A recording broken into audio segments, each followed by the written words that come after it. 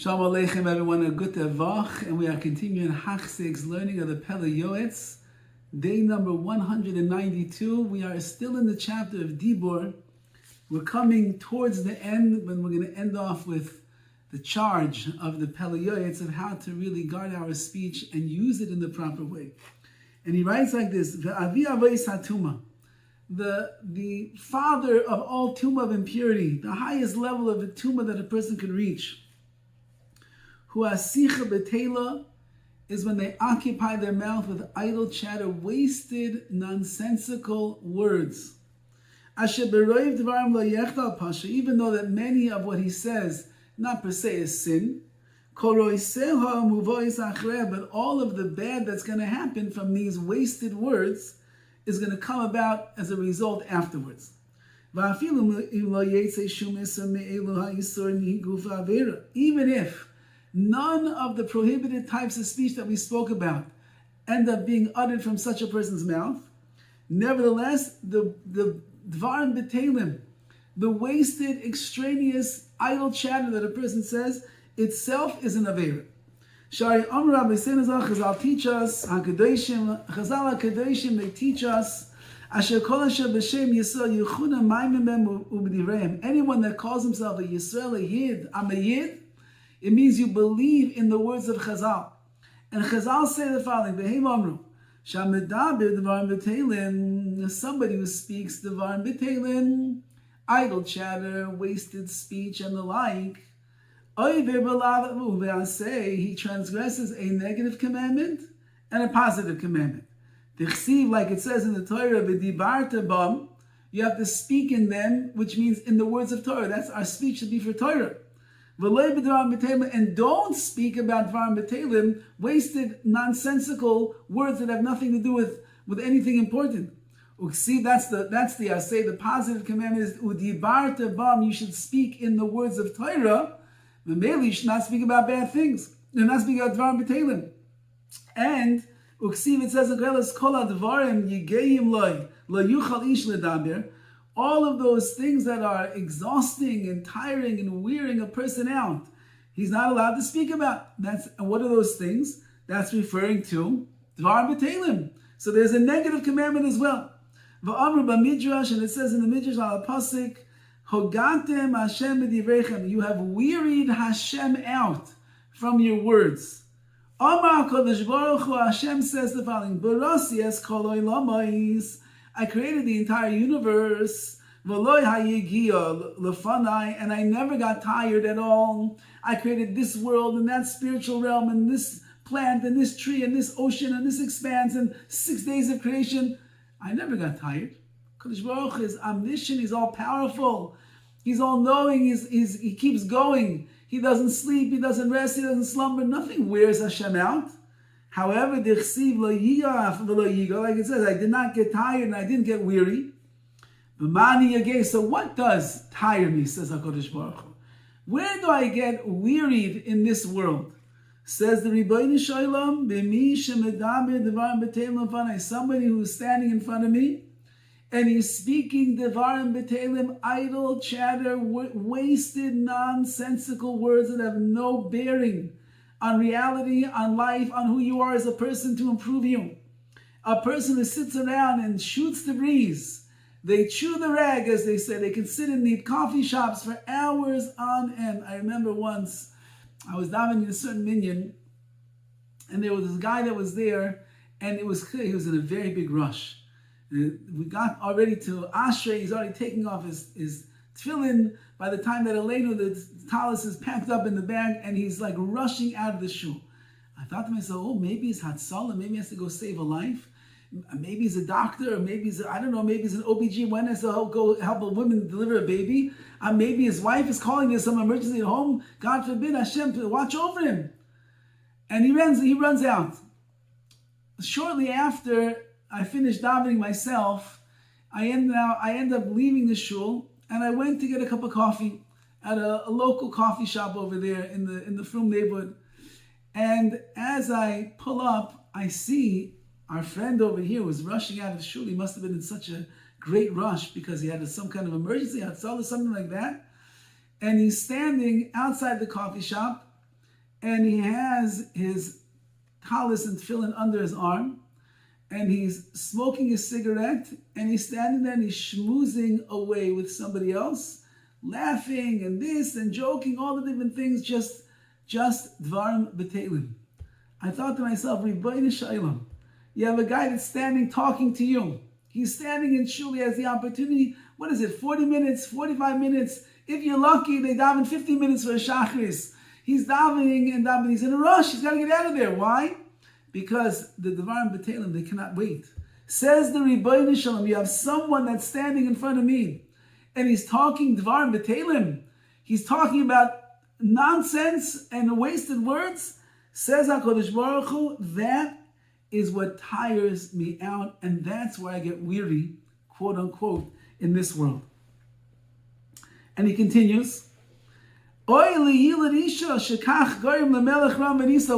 is to a man of flesh and blood born from a mother who causes the king, the lofty king, the Ribono Shalom, such pain, such anguish, because we speak Dvarim B'Telim. V'shaninu, we learn further in Pirkei Avos, Yeshivas B'Tikenesiyai Shel Amei Haaretz. If a person sits around in the Beis HaKnesses, in the shul of Amaratzim, of ignorant people, it will remove a person from this world, because what are they talking about in the Beis HaKnesses of Amaratzim? They're talking about the deeper understandings of Tefillah. Are they speaking about the Parsha? Are they speaking about Chiddush and Daf Yomi? Is that what they're talking about? No, says the Pele Yoetz. Chazal are teaching us, what are they talking about? Dvarim B'Telim. And therefore will remove you from this world. Because this is a world where we're supposed to be engaged in our avodas Hashem, and that will take you and disconnect you. Well, if we Mishnah's Chasidim, we find from some of the pious Rabbanim the following: Hadvarim B'Telim Nichla B'hem Isra Leitzanos, included in the prohibition of Leitzanos, of scoffing and making light of serious things in this world. Dvarim B'Telim is included in that Isra and that prohibition as well. It's not like it says, Shnaim Sheyoshim Ve'em Divrei Torah. Two people are sitting and they're not discussing Divrei Torah. Harizeh Moshe Leitzim. That is called the dwelling place or the convocation of Leitzim, of scoffers. Utanan Beper Kinyan Torah.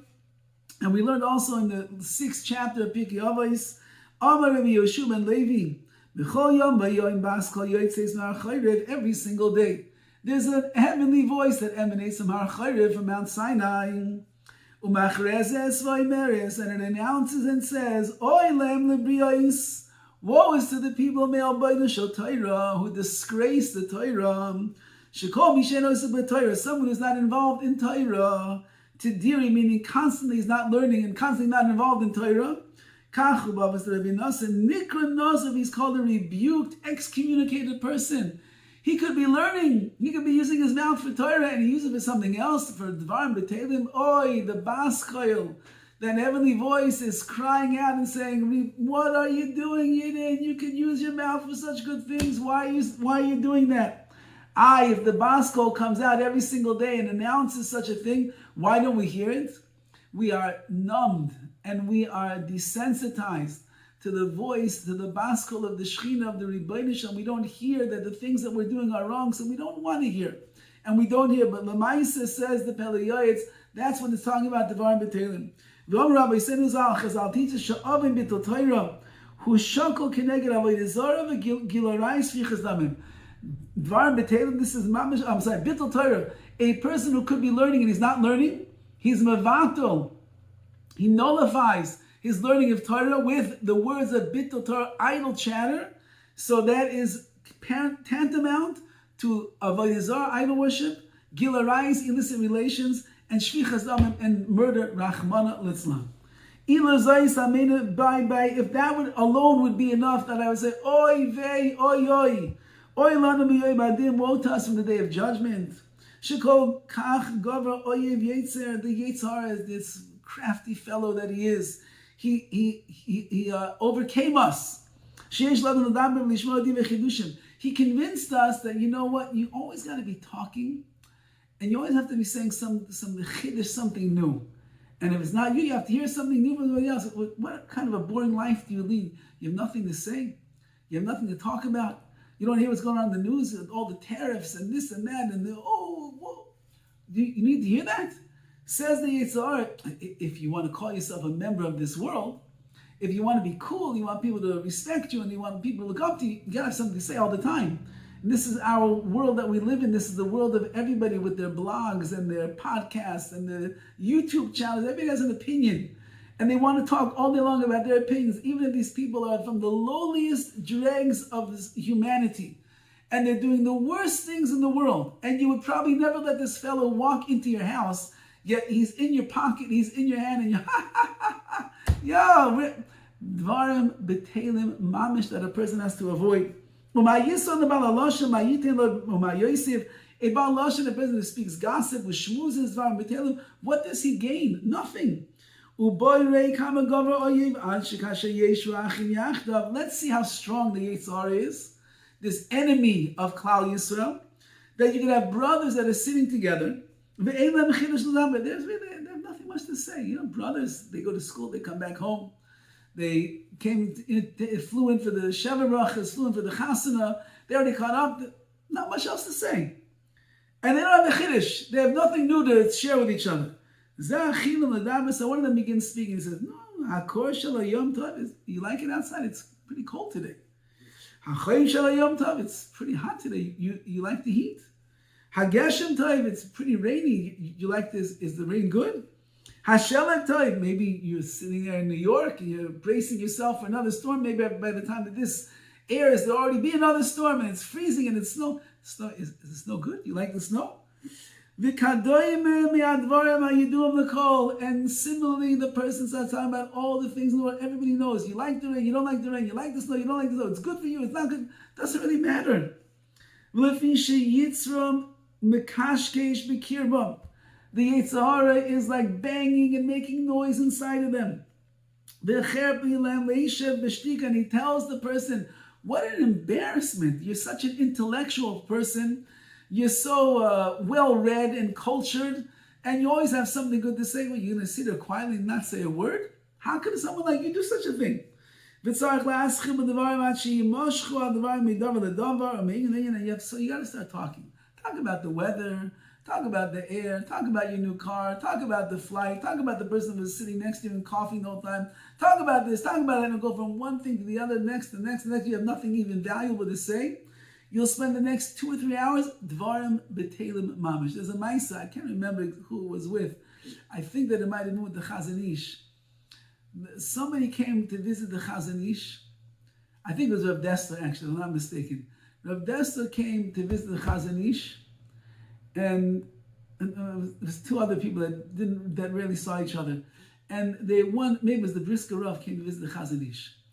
And the Brisker Rav came in, and Be'etzim they had nothing to speak about. And so he sat down.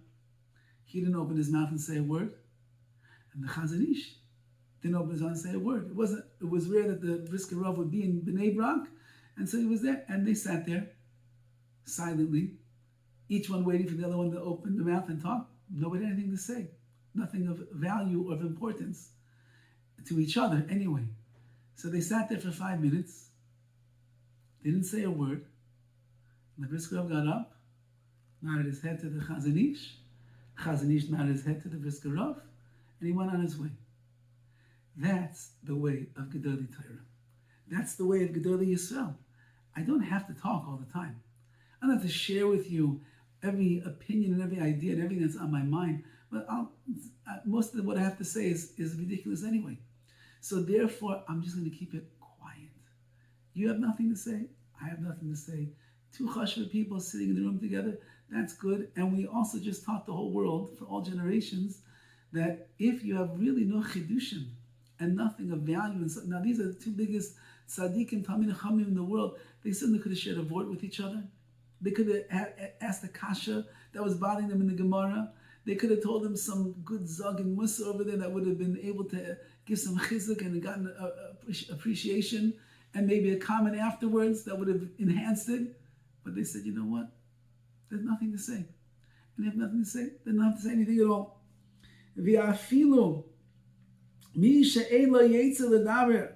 Even someone who doesn't have such a yetzirah to speak. Suddenly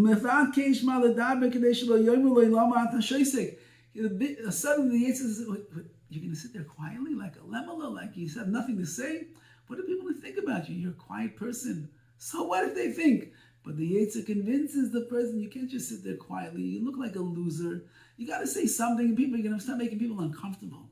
If you sit there too quietly, people are going to get uncomfortable. They're going to wonder why you're not talking, why you're not involved in the conversation. So that's the Yetzer Hara. It's foolishness. A person can pattern, they can exempt themselves and say, I have nothing to say. The Ein Kol Chadash, there's nothing new for me to share with this conversation, and that's it. Just keep the mouth closed.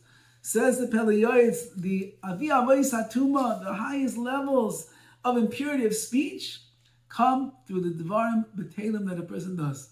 Imagine a person just keeps track of their conversations throughout the day, and they begin recognizing how many words of Dvarim B'Telim come out of our mouths, so many wasted conversations, wasted meetings with people, wasted things on the phone, wasted with people in the person. Let's guard our tongues, let's guard our mouths on that which is the worst of all, the Devarim B'Telim, and let's make our words really count. All the best.